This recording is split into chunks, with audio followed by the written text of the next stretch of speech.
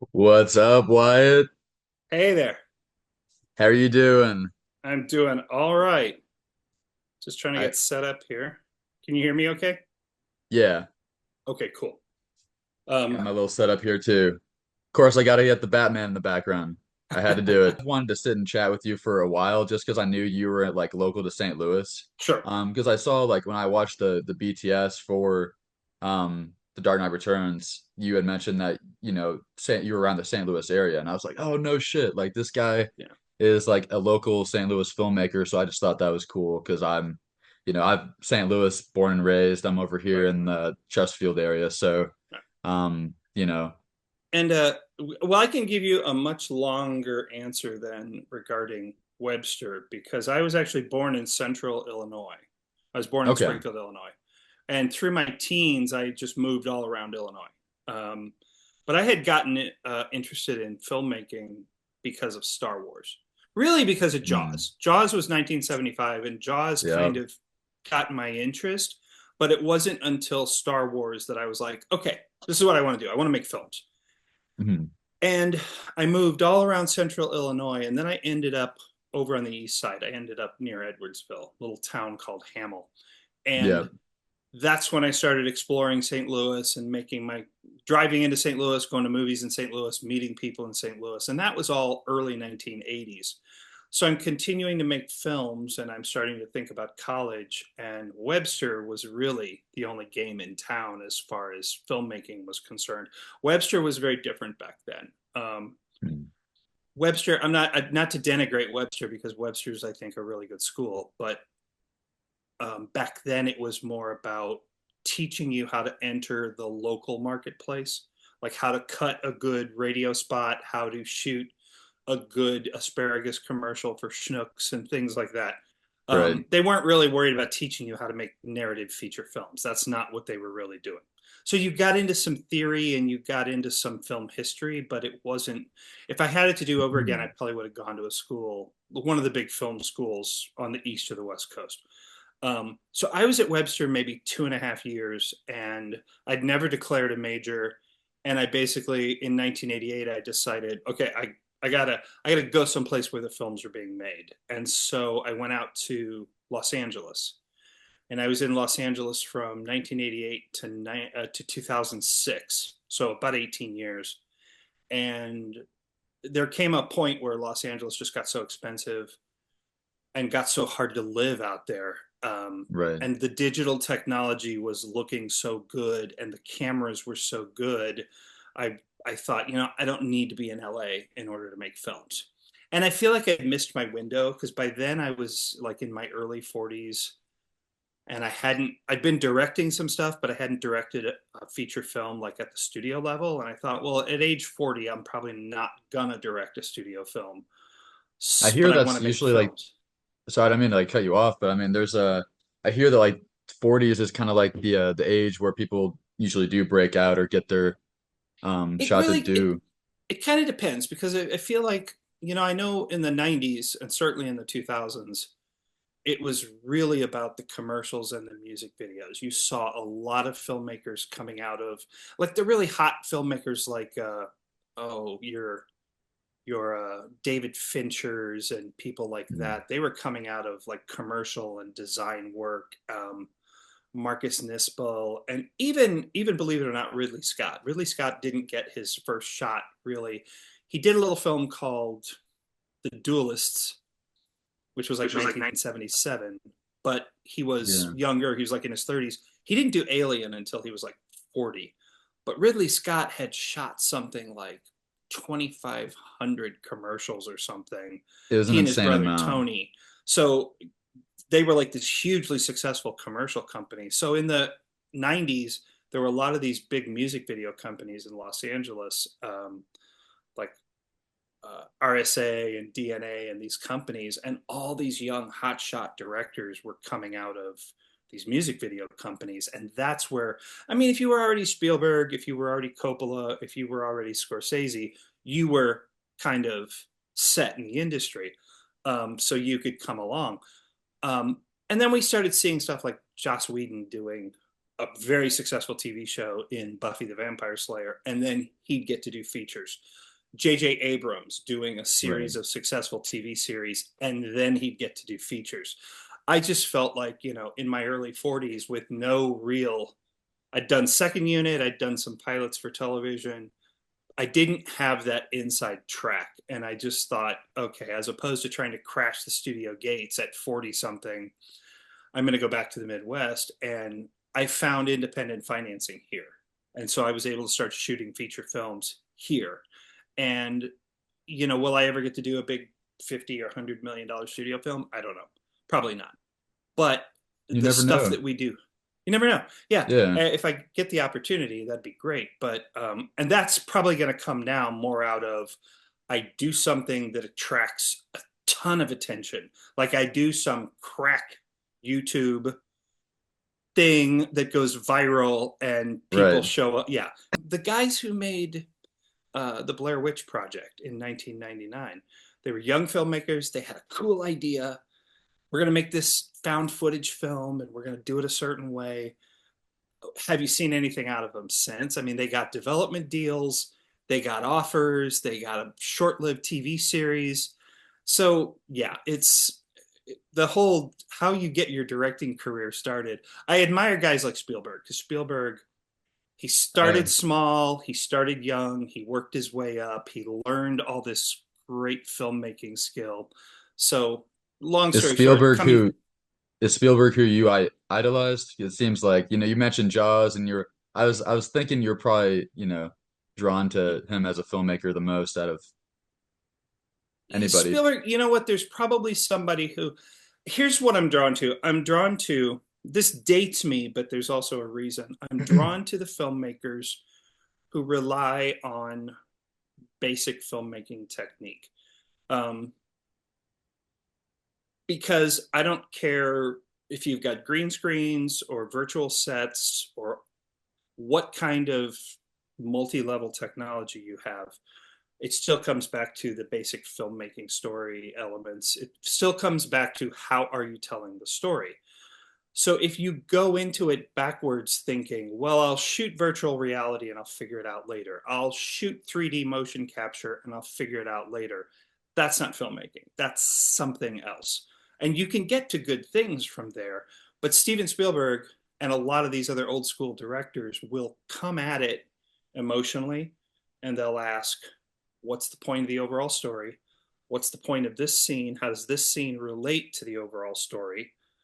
What am I doing here? How am I shooting this to emphasize the emotion of the scene? How am I favoring the characters to put one character in control? How do I show one character as the villain, one character as the hero? They're coming at it from a sort of a gut position, a gut instinct. There are filmmakers going back. Probably a guy I admire more than Spielberg is a filmmaker named John Sturges. And Mhm. John Sturges, if you don't know the name, at least you probably know some of his films. He directed a film called Bad Day at Black Rock. He probably his most well-known film is called The Great Escape with Right. Steve McQueen. Yeah. He directed an action film later in his career called Ice Station Zebra. But John Sturges, you look at something like The Great Escape, and on the surface, it doesn't seem like it's that flashy. When you really watch this, I don't know, it's like a 3 hour film that's just riveting and It's holds your long. attention, has a huge cast of characters, and it just holds you every second, and it's thrilling and all the details and just every moment of tension. But when you watch it and you see how it's constructed, how he establishes everything, and then he starts moving in and introducing you to these characters, and then he starts setting up the conflict, and then he gets you to like these people and be on their side, and then he starts putting them into bad and dangerous situations. And it's really, really well constructed. And that's so it's Steven Spielberg, John Sturges. There's a director from the 1950s named Jack Arnold. And Jack Arnold did a bunch of these black and white monster films. And you might think monster films, I but love he monster movies. but he did stuff like Tarantula and Creature from the Black Lagoon and things like that. And these were just really, again, very stripped down, very simple, very like archetypal, just sort of good guy, bad guy, good, evil. And they did it very simplistically and very quickly. And so the films work on a real gut level. Robert Weiss, who directed Day the Earth Stood Still, and then he went on to do Oh, stuff like okay. Sound of Music and West Side Story. He probably one of his last big films was Star Trek: The Motion Picture, which a lot of problems with Star Trek: The Motion Picture. But Robert Weiss, I admire. And there are modern filmmakers I admire. I like James Cameron. Um, Right. James Cameron, I'd like to see him do something other than Avatar for the rest of his life. I But know. Like 10 more Avatar movies and but James Cameron, he's not perfect, but he's very smart in that the way he constructs his stories. He's probably one of the last of the traditional filmmakers, but he's kind of gotten lost in technology world. So, we'll yeah. see where his legacy ends up at. There's a modern director, Robert Zemeckis, who Oh did yeah. the Back to the the Back to the Future Future and movies. Yeah, yep. some of his movies, like some of his best films, are just they're very broad in terms of storytelling, and then he introduces the technology. Yeah. Um, Do and then you later in his career, it's been very up and down. But for he did sure. Contact. I love Contact. He did Contact's a good one. Forrest Gump. He did. Um, gosh, he did. He did the Joseph Gordon-Levitt movie where Yes. Walk on the Wire or Mm-hmm. is I don't know if that was the title, but it's when he walks across the Yeah. Twin Towers and Yeah. that's a good one. Yeah. He did. He did the one. What Lies Beneath, where Harrison Ford is the bad guy. I forgot he did that one. He did oh, what's the one with Tom Hanks alone on the island? Oh, Castaway. Castaway. Yeah. Yeah. So I like him. And there are modern directors. I like David Fincher. Um, Do you like Fede Alvarez? And we were talking about Ridley Scott and James right. Cameron. He's the one that directed the new Alien I have not seen the movie. new Alien film. I'm not sure I want to.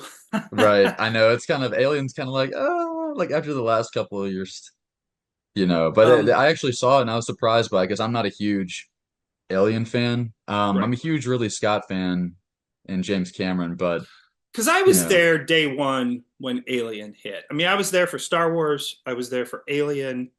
I was there for those films, and Alien was a big influence, and of course, Aliens, the James Cameron film. Fede, I like. I liked his. Nothing tops the original Sam Raimi Evil Dead stuff, oh but my I God, liked his take on Evil Dead. And did he do? Don't Was it Breathe. Don't Breathe? I like Don't Breathe. Mhm. So I have faith in.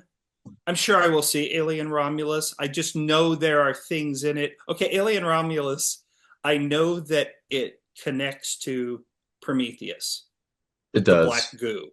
Yeah. And to me, that's like we could go down the rabbit hole on a Star Wars discussion because I'm an original trilogy guy. Sam. Hated the prequels, but that's just me. Yeah. Hated the prequels, liked the sequels. Not don't love the sequels, liked the sequels. But to me, whenever somebody goes back and acknowledges the prequels and yeah, midichlorians and oh yeah, yeah, and Jake Lloyd and that, it's like every time there's a You're like, connection to the prequels, it takes it down a notch. So the fact that I know that Romulus acknowledges Prometheus, I go, hey, really? Did you have to acknowledge Prometheus? do you have to But do that? If but you it is what it is. if you got the chance to make like a big studio movie, would it be? I mean, obviously you're a big fan of Batman. Would it be like a superhero movie or would it be something more sci-fi? Would it be I because you were guess in Star Trek right, too, so I mean, you were in a lot. if if you asked me if I wanted to direct any film, any film at the studio level, that would probably be a very different thing than, say, if Marvel approached me to do a superhero film or something like that. So, like, if Marvel said, "Hey, we want you to come into the superhero fold. We want you to direct a superhero film," there are there are a couple of really obscure comic book stories that I would love to do, and you're gonna laugh. Marvel back in the '70s did these large format comic books, and they did some super specials. And one of the super specials they did was they took the rock group Kiss and turned them into superheroes. No And way. as ridiculous and crazy as that sounds, I think it would make the coolest, most fun film. You don't shoot it Let's make with it the happen. guys today. You don't shoot it with the 60, 70-year-old performers today. You Right. cast them as young rock and roll musicians from the 1970s. You set the film in the 1970s. But the film legitimately gives them superhero powers, and it sort of gives them, like Gene Simmons always called himself the demon. Well, if in a superhero film he literally had the demon powers, and if Ace Frehley literally became the Star Child with like cosmic powers. Hmm. If Peter Criss actually takes on feline characteristics and he becomes the cat man and he has claws and he has the abilities of a cat and he can jump and fight.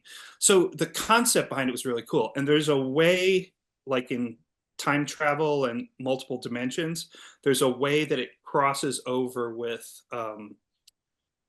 the Avengers. Like you could do a scene with the Avengers observing these guys through time space and you could tie it right into the current Marvel universe. So if somebody from Marvel came to me, there's another Marvel story um, about a homeless guy who finds out that he's actually the son of Santa Claus, and he's and Santa That's Claus has been killed by the Anti Claus. And the Anti Claus is the evil, nasty, dark Santa who wants to destroy the world and stop Christmas and all of that. And this elf has to come and find Santa's son, who's a homeless vagabond, take him to the North Pole, get him up to speed on all the magic and all the power so that he can fight the Anti Claus.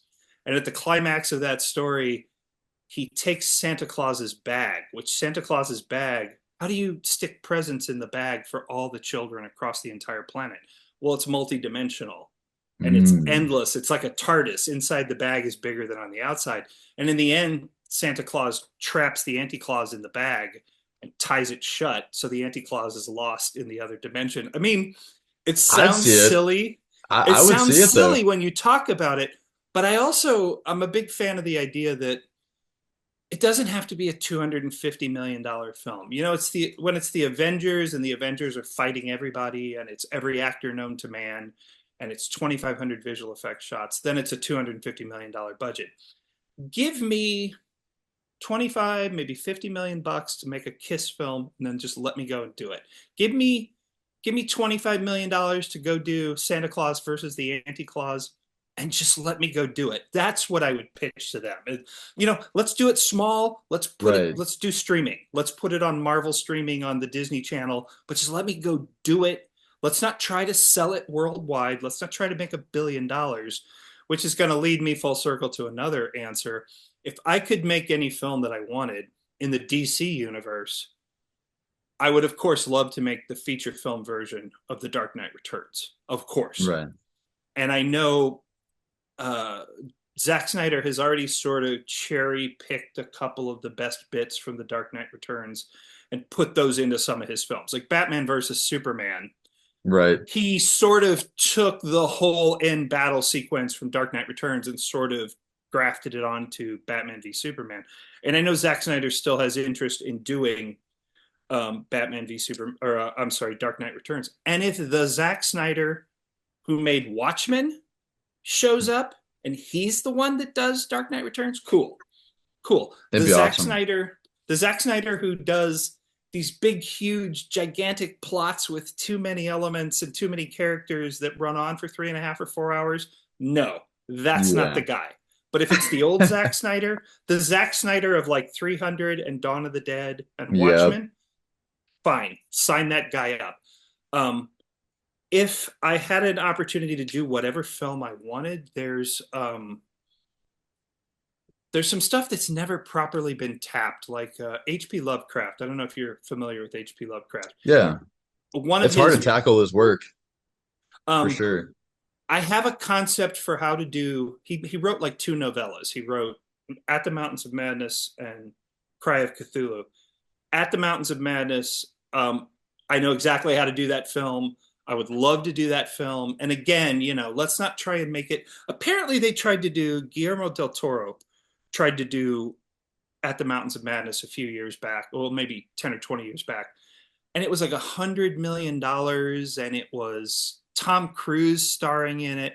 That's not how you do HP Lovecraft, because HP No, Lovecraft has to be in your face and hardcore. And again, give me a smaller budget. Let me go and make more this film. contained. Let's not worry about the ratings. Let's make the film as harsh as it needs to be. Apparently, and this is a stretch, but I get it. Apparently, At the Mountains of Madness was being developed at the same time as Prometheus.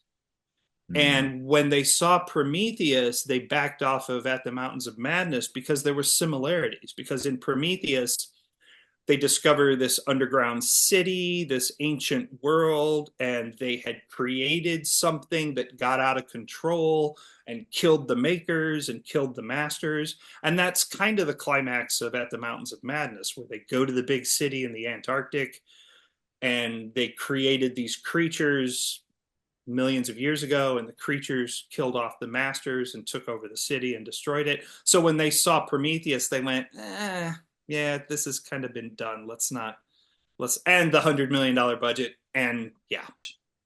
I the biggest reason I always wanted to talk to you was because I love the fan film. I like, I'd always like rewatch it too, and go back to it and, watch the BTS for it. Um, and then I know you had mentioned that you were planning on doing more. Yeah, I did say that, didn't I? And I know Yeah. it's been a little while, so I was just wondering, I was like, so Here's, obviously like yeah, stuff happens. yeah, I just yeah. wanted to know like what if you had any plans for more or if it's kind of just scrapped or Here's, 6 years ago. Okay, I only ever intended originally, I just wanted to do that first chunk. In my head, like hmm, best case scenario, I wanted to do that first chunk because that to me was like the heart and soul. That was the stuff I was passionate about. That the thing that makes him snap and makes retired Bruce Wayne come out of retirement and come back as Batman. yeah. That's what got my attention. I really wanted to do that. That's the most interesting part to me Yeah, of the I mean, graphic and the rest novel. of it, there's fantastic stuff all throughout the story. That to Hmm. me was what I could really see. I can see the whole story, but that part I had a real passion for. And of course, I read The Dark Knight Returns when it was released in 1986, and I was all of 22 years old. So I'm a 22-year-old kid. Um, I'm getting ready to go out to Los Angeles. And back then, I mean, we really didn't have digital technology good enough to do that kind of stuff, like on an independent basis. So it was still about shooting film. 22 years old, I couldn't play The Dark Knight. It didn't even occur to me to play Batman. So time goes on, and we get to like 2014, and in the summer of 2014, I shot and directed a feature film called Four Color Eulogy. Four Color Eulogy was here in St. Louis, and Four Color Eulogy was like a huge shot in the arm as far as confidence was concerned. I'd been working on my cinematography skills for a while, and I'd been working on my directing skills. And Four Color Eulogy was my second feature. Coming off of Four Color Eulogy, um, I felt like I can do this. I'm like 50 years old. I'm comfortable with my DP skills. I'm comfortable with my directing skills. We've acquired all this gear. We've got a nice camera. We've got lighting gear. We have connections. And now I'm of an age where I could play Bruce Wayne Batman, and no one else is going to cast me as Bruce Wayne Batman. So I'm going to cast myself as Bruce Wayne Batman. And I basically I had an epiphany, and then we launched into it. So I got to do Dark Knight Returns, the fan film. Um, And it was a good Bruce Wayne too, by the way. So Thank I you, mean, thank you. yeah, you and it's just like that your look just Well, it's and Bruce Wayne to me, especially. for the story where it's, Right. it is the Dark Knight Returns, and I was like, damn, Um, that's the guy. so we put the film on YouTube. The film did really well. And I just thought, okay, I've done it. This is what I meant to do. I did it. Was it perfect? No. We didn't spend a lot of money. It was a fan film. We didn't want to spend a lot of money. Could parts of it have been better? And I made changes to the story because I couldn't get certain things. Like I was not able to find a place to Like shoot Crime locations. Alley. And Yeah. I wasn't able to ever find like a boardwalk to do the arcade scene. I ended up in an abandoned mall. So we made changes to the story because of that. But I think we basically stuck to the spirit of the story. Well, the thing I wasn't prepared for was the hundreds and hundreds and hundreds of YouTube responses saying, where's the rest of it? Are you going to do more? And you know, YouTube being what it can be and fans being as hostile and nasty as they can be sometimes, Yeah. I was not prepared for, are you going to do more? And so my immediate response was, well, sure, I think I can do more. And then I kind of plotted out this grand scheme of like doing like three more films because Dark Knight Returns was about 45 minutes. I figured if I could do three more 45-minute films, I could probably pretty much tackle the entire story with some deletions. And then I thought, then I've essentially made a 3-hour feature film by the time it's all over. Well, Dark Knight Returns was it was a lot. It was It's two a big years thing to of tackle. work. It was 17 months of shooting. Now we only shot like 24 days over 17 months, but a lot of that had to do with getting people available for free. So you had to work to their schedule. So sometimes we'd shoot 2 days in a month, and then we'd shoot 5 days in a month, and then we wouldn't shoot for 2 months, and then we'd shoot 3 or 4 more days because that's when people were available. And I also had to work things in chunks. Like I'd have to get this prop ready, and then these props ready, and then this set ready. And so I had to work in stages. I didn't have a team of people to get it all done. Yeah. So I started plotting out this idea of three more films, and I've started building props. I've started breaking it all down. I've got the plan. But then I started realizing, well, then I'm never going to do anything else. Like, I won't finish these until I'm in my 60s, and I won't have done anything else. I won't have shot anything else. So I did get sidetracked. And so here's the honest answer. The honest answer is I don't think I'm going to end up making three more Dark Knight films, but Mhm. I haven't put aside the idea of doing something. Right. And one of the things I thought of was, well, kind of like what I did with the first film, why don't I just take certain chapters and do those bits? Like, why not just Right. do That's actually the good. fight, Yeah. the fight with Mutant Leader? Why not do a film that's just the two fights with Mutant Leader? The first fight where he gets his ass beat, he recovers, and then he Mm. comes back and has the better fight. Do that as a film. And then I thought about the big fight scene at the end. Just do a film that's just Batman the versus fight scene. Superman. Yeah, and do it the way Yeah. they did it. That has also Hey, led. you should. I It's mean, also that'd be led cool. me. It's also led me to other ideas. Like I would actually like to do more fan films, and I don't know that I necessarily want to get stuck in only Batman fan films. So my feelings have changed over time.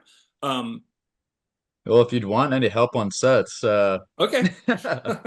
I'm your um, man. I uh, I'm doing like a marketing job right now, but okay. I'm trying to figure out, you know, where in St. Louis, or not even St. Louis, but what jobs I could find, Right. whether that's like editing or it's just tough. It's a tough industry that we're in, Well, and I have a kind of an answer to that, or I have a suggestion to that. With the fan film stuff, I've started looking outside of the Dark Knight Returns too, where I came up with an original story about Bruce Wayne and Clark Kent that I think would be Mm, fun, and it's more contained. That's like a 10-minute long short film about Bruce and Clark having a meeting and an argument, a disagreement over something. Um, there's a that'd be easier story to shoot for sure. there's a Yeah. story there's a Superman comic called Grounded, which was written by J. Michael Straczynski. And there's a sequence in Grounded, and this is really well known because it kind of went viral. There's a sequence in Grounded where this girl is standing on a ledge of a building and she's going to commit suicide. And Superman shows up and basically tries to talk her down. And it's really interesting because the girl is talking to Superman as he's hovering there in the air, like ready to catch her. And because Superman's known for telling the truth, she basically says to him, listen, I'll talk to you, but you got to promise me to let me make my own choice.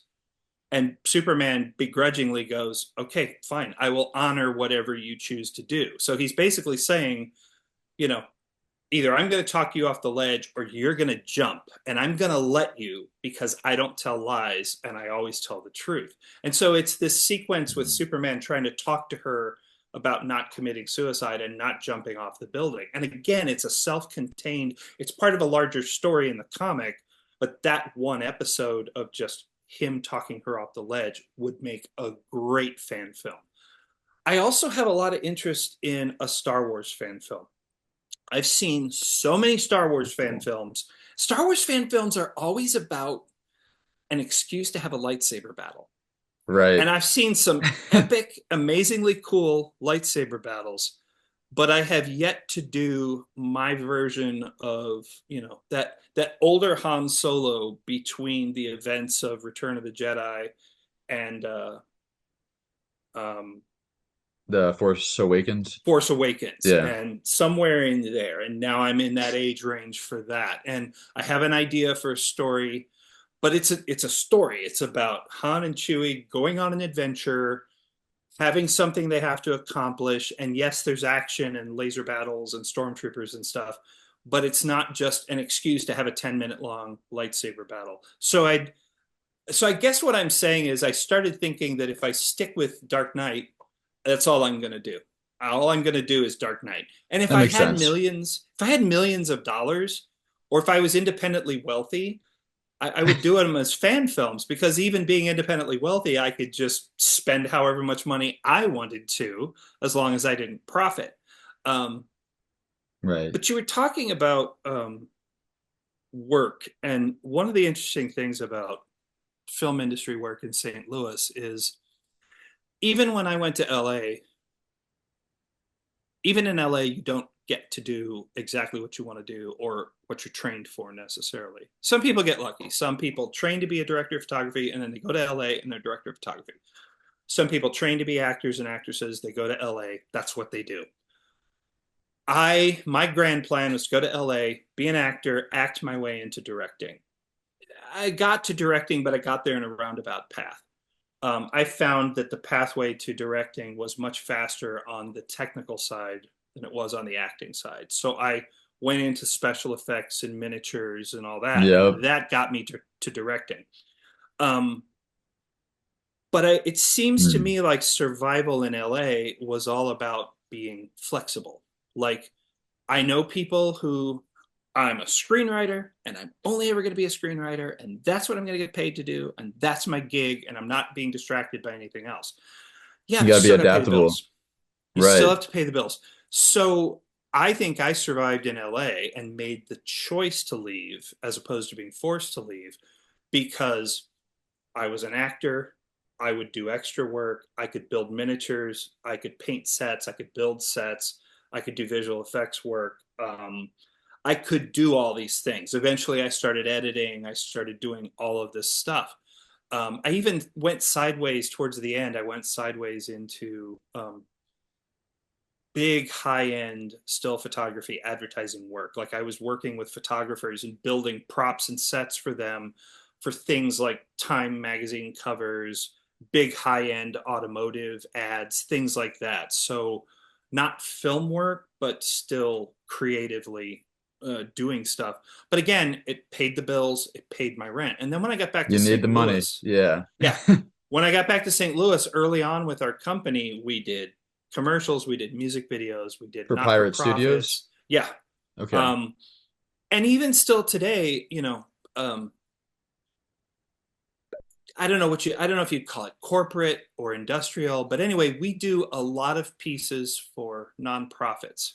So Mm. nonprofit companies need fundraising videos, they need awards videos, they need all kinds of stuff. Right now, we're working on some educational videos for the Holocaust Museum. This Okay. fall, we're going to be working on some stuff for a nonprofit animal rescue place in Illinois. Over like we're simultaneously working on something for the Crohn's and Colitis Foundation. So that's the stuff that pays the bills. Yeah, we get to be creative, but The corporate work. yeah, it's the corporate work, and it's still cool because it's not 9 to 5.